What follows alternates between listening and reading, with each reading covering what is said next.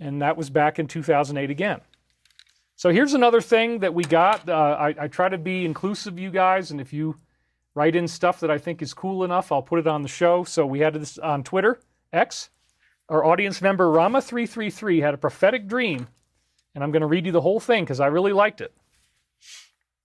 Dude, so epic. I had a dream about Archangel Michael. I don't remember my dreams much.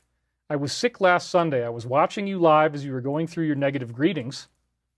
I tuned out, not too far into it. I had a kind of awful day myself, sick and not eating well.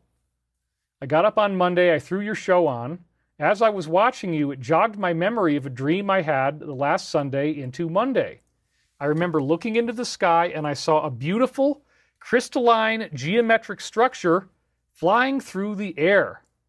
And that's all the sacred geometry that we talk about, the crop circles, everything. I was standing with some random normies. I instantly pointed at the object and blurted out, Michael, it's Archangel Michael. Wow. So again, dreams are not going to be controlled by the conscious mind. They're firewalled. So when you get a dream, it's a clean feed of data. It's a clean source. And here he is identifying geometry as Archangel Michael, which is an ironic twist. It's a dreamlike twist that I love. So that's really, really cool that the geometry was Archangel Michael. I hadn't thought of that. We could all see it.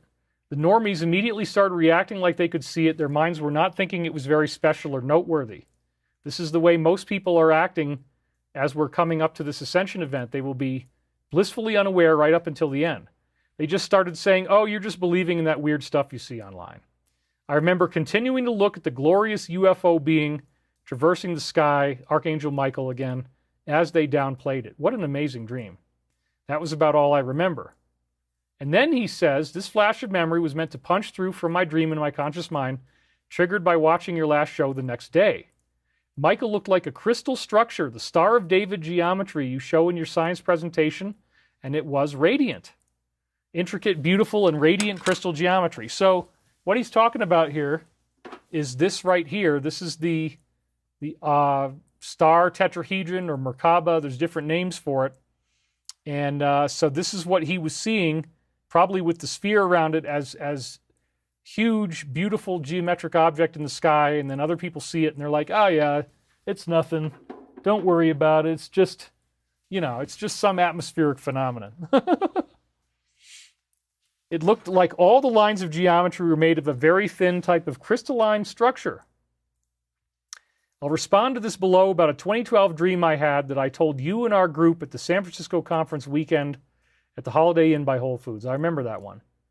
I had this 2012 crop circle dream back then. It was in 2010 or thereabouts. I was shown a massive crop circle that looked like the Aztec/Mayan calendar. And there have been circles that look like that, by the way. I didn't have time to grab them, and the archive is down right now, unfortunately. I was being shown by a being that was like my guide or my higher self. The being pointed to where we were in time and ahead to the ascension point in the calendar.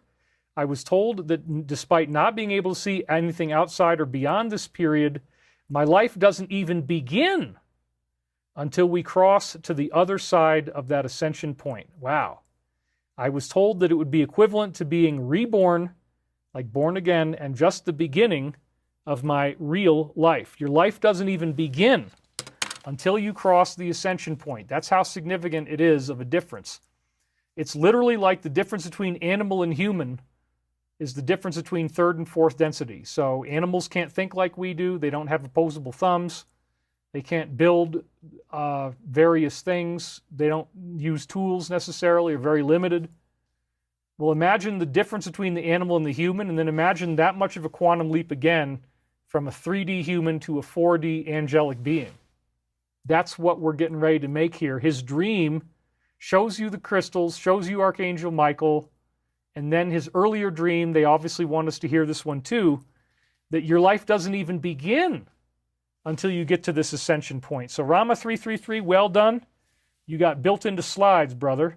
Oh, and somebody said it was 333 when David began reading this about Rama333. Jehovah's Witnesses say Archangel Michael is Jesus. I hadn't heard that before.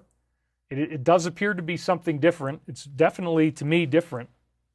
I'm not going to dismount anybody's beliefs, but yeah, that's not what I think. So this dream was before your San Francisco weekend event. When we were there, we did a group dream workshop. We all took turns. You would do dream interpretation with us and explain the symbolism. I remember that. You decoded everyone else's dreams. It just so happened I was the final one to be called on, which means we were running out of time. When I told the above dream, you offered no interpretation beyond, wow, that's really powerful. Someone really wanted you to get that message. Yeah, and now I'm glad we have it here. The dream was very lush and green. It was the crops in which the crop circle of the Mayan calendar was formed in. I was being shown this by the guide angel ET being looking down on it. So yeah, that is a very, very intense dream, and it factors in perfectly with this week's interesting developments in the news. So this part of the show is smaller.